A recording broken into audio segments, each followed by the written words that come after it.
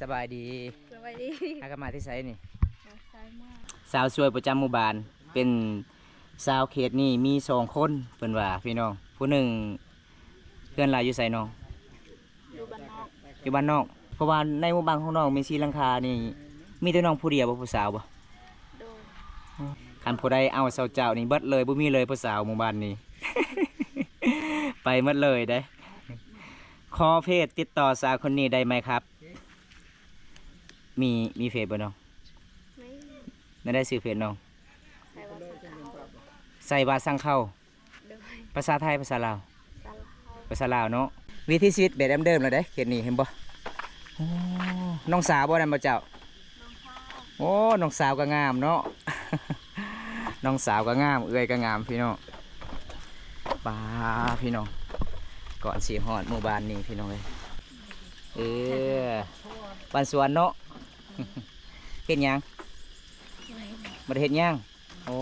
บ่ได้เฮ็ดหนังสือบ่น้องบ่โอ้นี่พี่น้องเขตชนบทชนเผ่าบรูเวลาแขกมาเฮือนมาซ่านเห็นบ่ทางอีพ่อทางอีแม่ครบหน้าครบตาได้เห็นบ่พี่น้องแบบเฮาอยู่กับลูกสาวเพิ่นกะรับตอนเป็นอย่างดีพี่น้องเขาเจ้ากะสิมาปูสารเลยได้เวลาเฮาขึ้นเฮือนเคลื่อนศาลพี่น้องเขตนี้ก็ม่วนหลายพี่น้องเอ้ยอันนี้ก็จะเป็นสาวเจ้าพี่น้องสาวช่วยประจำหมู่บ้านเด้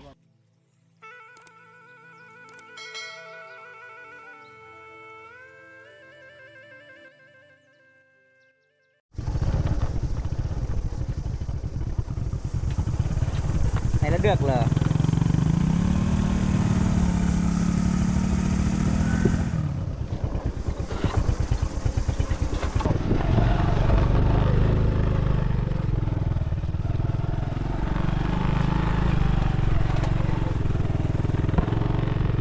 เส้นทางพี่น้องเอ้ยตกนี่แล้วเลยพี่น้องเราต้องค่อยไปเด้ไกลสองหมู่บ้านนี่พี่น้องอันนี้จะเป็นทุ่งนาช่วงนี้เดือน4ก็เจ้าก็มีหน้าแล้วพี่น้องข้าวกำลังสิสุกเลยบ่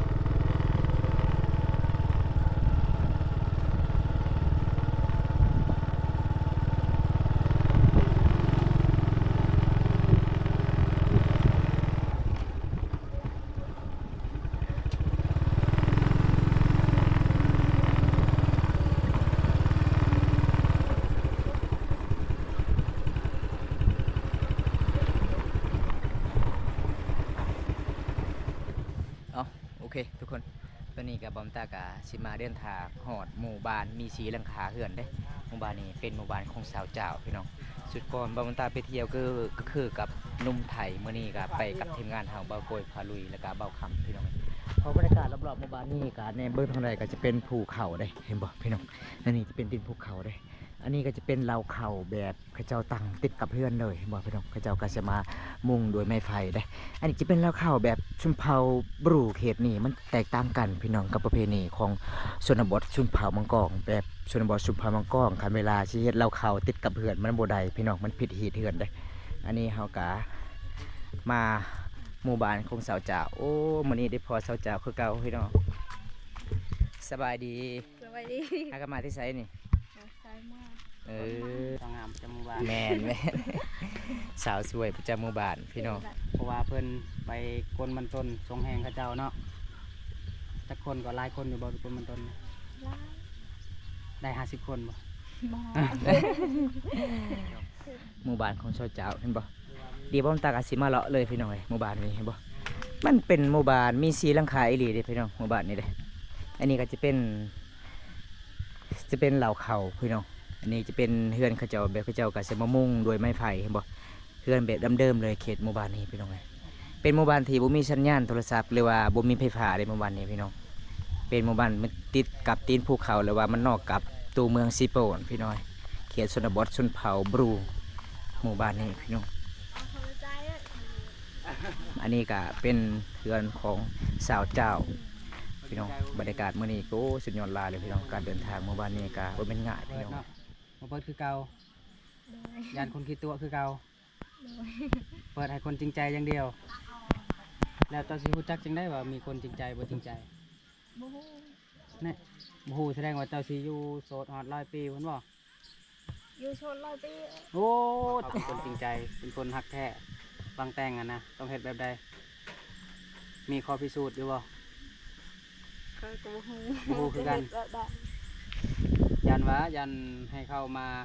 แบบถ้ามี FC มักมาให้เข้ามาหาอยู่เฮือนแล้วก็พาเข้าไปให้ไปสวน ไปเฮ็ดให้สวนก่อนถ้าเจ้ารับได้เลือกเฮ็ดให้เฮ็ดสวนก็ถือว่าโอเคอยู่ อยู่เพื่อน เพื่อนก็จะเราบ่กล้าดอกเนาะผู้เดียวแล้วเนาะ โด เนาะ ย อ๋อ ก็เฮ็ดย่าง ย่านเนาะตอนนี้นะบ่ได้มีไผเลยเสร็จหาในโทรศัพท์ บ่มี บ่มีเลย มีแต่คอยบ่เสร็จกวนกลางคืน ป้าผู้บ่าวเอาขนมมาให้อีกอู้ก็ให้หลายแท้เนาะลองกินดูแซ่บอยู่บ่โอ้มันมุนหมดแล้วเนาะอร่อยไหมครับ อร่อย อร่อยมากเลยแซ่บหลายบ่ แซ่บ แสบเนาะภาษาบ้านเจ้าเอิ้นแสบไปว่านี่ได้ แอม แอมโอ้แอมก็คือแสบพี่น้อง เห็นไหม เขตหมู่บ้านลึกลับพี่น้องเอ้ยมันนอกกับตัวเมืองพี่น้องเมื่อนี้มาออกเขตชนบทพี่น้องหมู่บ้านลึกลับเมืองสิโปนแขวงใดล่ะครับนี่สวรรณเขตเด้ออันนี้ก็สาวเจ้าบ้านป่าชุมเผาอย่างก้อยเผาบรูบ่ อู้ บ่แม่นเผาตรี รีบรู เดียวกัน แล้ว เออเผาตรีพี่น้องขนมไม่ได้ใส่ไหมแม่นครับบุญส่วนฟรีบุญตาสู้ๆครับผมขอบคุณหลายครับอาจารย์ที่เข้ามา ให้เขาแกะให้ เอาเปิดให้ได้ไหมให้เราไปเด้อ ก็เด้อ จะยืนมือไปเขาไปยืนมา บันส่วนโดยบันส่วนอาจารย์บันส่วนเด้อมื้อนี้มาเดินทางนอกกับเมืองอาจารย์เลยเป็นชนบทเขตเมืองสิโปนพี่น้อง เด็กมาเลย มื้อนี้ก็ได้พ่อสาวหมู่บ้านลึกลับก็คือสาวเจ้าสาวสวยประจำหมู่บ้านพี่น้องก็เลยนั่งเล่นกับน้องๆก่อนสบายดีครับบาวบุญตาโดยสบายดีหมู่บ้านนี้บ่มีไฟฟ้าเด้อพี่น้องเป็นหมู่บ้านแบบเดิมๆเลยเห็นบ่พี่น้องเบื้องเรือนเขาเจ้าพี่น้องเห็นบ่มุงด้วยไม้ไฟพี่น้องเลยกระมอลเก่ามักเมอเอาไปไว้หยังเนาะกระมอล เจ้าคอยมักเจ้า เออแม่ เจ้ามักเมย มักเมยได้ยินอยู่บ่ FC ถาม FC มักเจ้าเพิ่นว่ามักบ่ฮะ มาก มักรับทราบรายสดหมู่บ้านลึกลับอีกแล้วมือรับแลใส่ไหมแม่นครับเก่งนะขนาดไม่มีไฟฟ้าแม่นอาจารย์เบิ่งเนี่ยอาจารย์รอบๆเลยหมู่บ้านเนี่ยอาจารย์เห็นบ่ปีที่ชีวิตแบบเดิมๆเลยอาจารย์เด้เป็นหมู่บ้านมี4หลังคาเด้แต่มันนอกกับตัวเมืองเขาเดินทางโอ้ยคนลำบากเลยเส้นทางอาจารย์เด้มื้อนี้ก็ได้ฟ้อสาวลาวสาวเจ้าเฝ้าตรีพี่น้องเขตชนบทชุมพรบรูเมืองสีโปนพี่น้องเอ้ยเพราะว่ามื้อนี้ก็เป็นมื้อที่2ได้เดินทางเขตนี้มื้อนี้น้องไปก่อนมันหลายคนบ่น้อง ไล่ หลายประมาณจักคน ได้ละสาว 20คนโอ้ผู้สาวจักคนมาถอนมันมื้อนี้ สองคน คน ทอง 2คนผู้หนึงซื้ออันใดผู้หนึงน่ะหมู่ของเจ้า ล้าน โอ้ฮอดไวเนาะแม่นเบาคอนมาตอนนี้สาวเจ้าตามหาเจ้าเด้อเพิ่นว่าอยู่ไสอะล่ะเบิ่เด้อมาเลยบ่ ไลฟ์สดตอนกลางคืนวิ่งป่ารอบแน่นอนดีแล้วไลฟ์สดตอนเที่ยงนี่แหละเป็นสัตว์ดี แม่นครับไอ้บุญส่วน อยู่ที่ลาวมีวันแรงงานไหมครับประเทศไทยวันนี้เป็นวันแรงงานหยุดครับโอ้อยู่นี่มื้อนี้กะตอนเที่ยงนี่สาวเจ้าก็สิพักเลยครับเพราะว่าน้องมาแต่ตอนเช้าไปถอนมันเอาให้งานกันนี่แหละอีก1 โมงหรือว่าตี 1น้องๆก็สิกลับออกเวียกคือเก่าล่ะพี่น้องมาถอนมันแบบเคชนบทชุนเผาบรูเคนี้เขาเจ้าก็ต้องเอาให้งานกันได้สาวเจ้ามาแต่งัดมันบอจานแมนสาวสวยประจำหมู่บ้านเป็นสาวเขตนี่มี2 คนเพิ่นว่าพี่น้องผู้หนึ่งเพื่อนหลายอยู่ไสน้อง อยู่บ้านนอก อยู่บ้านนอกโอ้เพราะว่าในหมู่บ้านของน้องมี4หลังคานี่ มีแต่น้องผู้เดียวบ่ผู้สาวบ่ โดย โอ้พี่น้องเอ้ยคันผู้ใดเอาเสาเจ้านี่เบิดเลยบ่มีเลยผู้สาวหมู่บ้านนี้ ไปหมดเลยได้ขอเพศติดต่อสาวคนนี้ได้ไหมครับ มีเฟซบ่น้อง ไม่ ไม่ได้ซื้อเพจน้อง ใส่ว่าสังเขาใส่ว่าสั่งเข้า โดย ภาษาไทยภาษาลาว สาลาว ภาษาลาวเนาะใส่ว่าสั่งเข้ากดเพิ่มเป็นเพื่อนใดเด้อพี่น้องสาวเจ้าเฝ้าตรีงามอีหลีแมน ฮะเป็นจังไดอายมาเมื่อนั้นบ่าววงทางหาอยู่บ่น้องบ่เห็น โอ้ บ่ฮู้เลยบ่บ่บองว่าโอ้ยเห็นสาวเจ้าครั้งแรกสุดสวยเลยเพิ่นว่าเมื่อหน้าสิมาอีกกองแจงเสียงชัดเจนดีโอ้ขอบใจหลายบรรยากาศรอบๆพี่น้องแดดแห้งเลยเด้พี่น้องมื้อนี้ได้เห็นบ่หมู่บ้านของสาวเจ้าเป็นหมู่บ้านลึกลับหรือว่าบ้านลับแลมี4หลังคาเรือนพี่น้องคันผู้ใดบ่เคยมาหมู่บ้านนี้แสดงว่าไปไม่ถึงครับเพราะว่าบ่าวตามามื้อนี้มีทีมงานพามามีบ่าวโกยพาลุยพี่น้องอันนี้บ้านสกีบ้านลึกลับเด้อบ่าวไซซื้อสาวเจ้าสาวช่วยประจำหมู่บ้านมีหมู่บ้านนี้มีแต่สาวเจ้าคนเดียวได้ผู้สาวได้เขตนั่นกับบุมีแล้วพี่น้องถ้าคนใดเอาสาวเจ้าไปเบิดเลยบุมีแล้วผู้สาวหมู่บ้านนี้พี่น้องเลย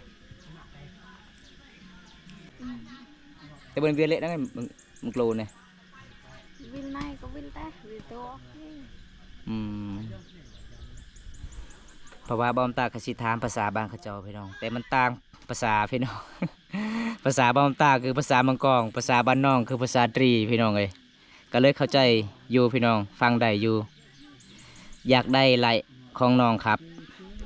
น้องลิ้นหลายบ่ลิ้นเนาะลิ้นติเฟตเด้อพี่น้องน้องลิ้นติเฟตสาวคืองามแท้แม่นงามหลายอ้ายไปเบิ่งบรรยากาศในเฮือนของน้องครับเห็นบ่เดี๋ยวบอมตากาสี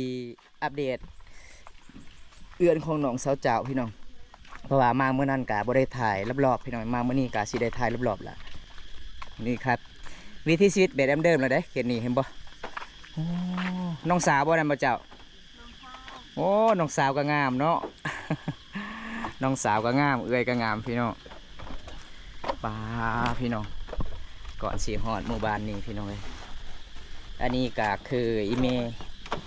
เมของสาวเจ้าหรือว่าไอพ่อเด้นี่ครับทักทายน้องก่อนสบายดีน้องปันสวนเนาะ เฮ็ดหยังบ่ได้เฮ็ดหยังโอ้บ่ได้เฮ็ดหนังสือบ่น้องบ่โอ้อันนี้ก็จะเป็นอีเมของสาวเจ้าสบายดีแม่ สวัสดี นี่พี่น้องเขียดชนบทชนเผ่าบรูเวลาแขกมาเฮือนมาซ่านเห็นบ่ทางอีพ่อทางอีแม่ครบหน้าครบตาได้เห็นบ่พี่น้องแบบเฮาอยู่กับลูกสาวเพิ่นกะรับตอนเป็นอย่างดีพี่น้องเขาเจ้ากะสิมาปูสารเลยได้เวลาเฮาขึ้นเฮือนเคลื่อนสารพี่น้องเขตนี้ก็ม่วนหลายพี่น้องเอ้ยอันนี้ก็จะเป็นสาวเจ้าพี่น้องสาวช่วยประจำหมู่บ้านเด้มาสุดก่อนกับบ่ได้พออีแม่อีพ่อมาสุดนี้ได้พ่อครบหน้าครบตาพี่น้องเห็นบ่ อากาศร้อนหลาย น้องสาวก็สวยเอื้อยก็สวยโอ้ยพี่น้องเอ้ย ยังบ่ใหญ่ได้ใหญ่มานี่โอ้งามคือเอื้อยเพิ่นแหละ แมน ใส่บ่ดีใส่บ่ดีโอ้ฝากอันไหน บรรยากาศในเรือนเจ้าเจ้ามาพี่น้องวิถีชีวิตแบบเดิมๆเลยได้เขตนี้เด้อพี่น้องพี่น้องครั้งแรกเลยที่ได้เดินทางหมู่บ้านนี้อันนี้จะเป็นตุกน้ำเด้อเวลาเขาเจ้าไปตักก็คือไปตักน้ำสางน้ำห้วยล่ะพี่น้องเขาเจ้าก็ต้องใส่ในตุกสีเหลืองๆนั่นแหละพี่น้องเป็นแบบวิถีชีวิตชนบทนี่แหละพี่น้อง โอ้หมดอกโพนหนักแซงหนักแล้วป้ามันโตกันเลยบ่อ่า สมมติว่าเงี้ยปงใหม่เนี่ยหรือปงยาวกินโอ้ไปเอาให้งานกันเบิดทางกับขัวพี่น้องเลย นะลังหนึ่ง4-5 Pong nya pon nak ma dong ki ak pa pon nak nak tak. ตู้จุมัดนั้นน่ะพวกเราแง่พวกอะไรเนี่ยพวกพี่เลยเด้อ โอ้ พอได้ที่มี5คนก็ไปเบิด โรงเรียนในเชิงหน้านี่เปิด เอาแหงแบบนี้เนาะ โอ้ ถ้าเฮือนหลังใดที่มีคนบ่หลายก็ปีหน้าจึงทรงแหงเขาเจ้าเนาะเพราะว่าหลังหนึง4-5คนก็ไปเบิดเลยเด้อะไรเนี่ยปนหน้าเลยเนี่ยปนเชิงหน้าเลย พี่แลสิไหนกล่องฮะ Gì sậy gì บ่ต้องบ้านนะต่างกัน Tệ là tôi đi đông văn này คนก็ไป โอ้มุกโลไม่ได้เจิงปงปะเนี่ย คนก็ไปเบิด6คนเลยเนาะ 700โอ้ 700กีบ ตะปูลกระลับ พวกเราดองอยู่เตื้อมวย 700ประเวียน กะเลี้ยว ประเลียวโอ้700กีบ มุกลำฮะ โล700กีบ เจาะมึง ปูลกลา มันสำพลังพี่น้องเขาเจ้าก็สิมาขายเขตนี้ก็จะเป็นโลนึง700กีบเงินลาวนี่ล่ะพี่น้องเอ้ยเพราะว่าเมื่อนี้ก็บุญได้ฟ้อน้องเจ้าหากนมาแต่ทอนมันสำพลังพี่น้องก็เลยตอนนี้ตอนเที่ยงเขาเจ้าก็ฝักได้